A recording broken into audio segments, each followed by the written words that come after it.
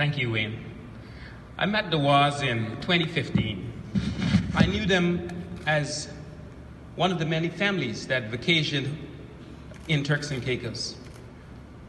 For those of you who aren't familiar with Turks and Caicos, we've been voted half a dozen times or so as the world's best beaches by various organizations, most notably Condé Nast Traveler and TripAdvisor. Turquoise ice blue waters as clear as glass, sands as white and soft as sugar, and geologically significant underwater caves sitting atop the world's third largest reef system. Must I add that we have native rums known as Bambara, delicious conch, more than 54 superlative restaurants, and strangely, the least rainy days of any Caribbean island. It's a wonderful place to visit and to live with warm, welcoming friends and neighbors in a divine drama of endless sunny days. But like any other community though, we too have challenges. We are surrounded by migration hotspots. We are outnumbered by expatriates and migrants, as there are only about 14,000 natives and 35,000 combined foreign friends managing a $1 billion luxury destination.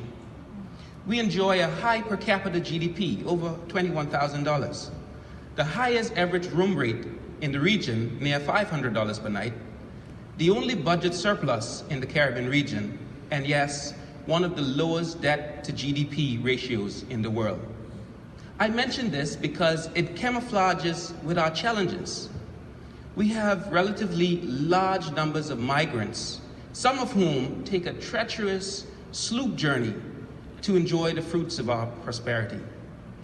This generates numerous real and potential human tragedies.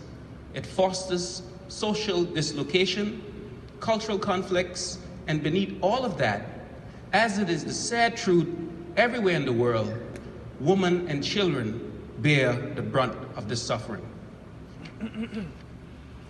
Now, when I met Rick and Lynne, I quickly realized that they weren't just tourists. The Waughs saw the potential to amplify the work that was already undertaken by agencies like the Red Cross, the Provo Children's Home, the Edward Gartland Youth Center, together with the Kidney and Heart Foundations in our many churches.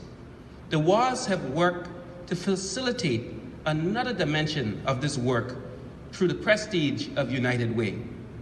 The vision and perspective that Wayne shared about the Alexis de Tocqueville is truly seen in Lynne and Rick's insight concerning Turks and Caicos becoming a beacon for de Tocqueville's value of rationality, human decency, and goodwill, through a commitment to work towards advancement in education, health, and financial stability for every person in each of our island communities.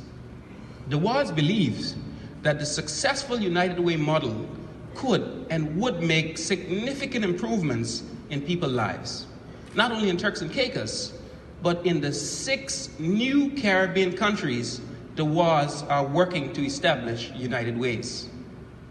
By December 2018, United Way Dominican Republic and United Way Turks and Caicos had opened its doors, focused on early childhood education and literacy. Today, there's currently work underway in El Salvador, Barbados, and St. Lucia, in large part to the generosity, vision, and commitment of Rick, Lynne, and their family.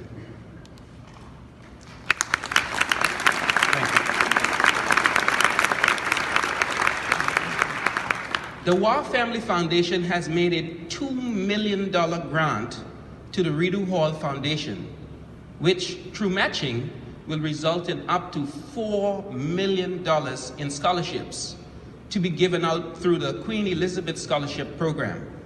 The scholarships will focus on furthering the Waugh Family Foundation's goals and commitments in the Caribbean, work that is done in partnership with United Way Worldwide and Give Across Borders.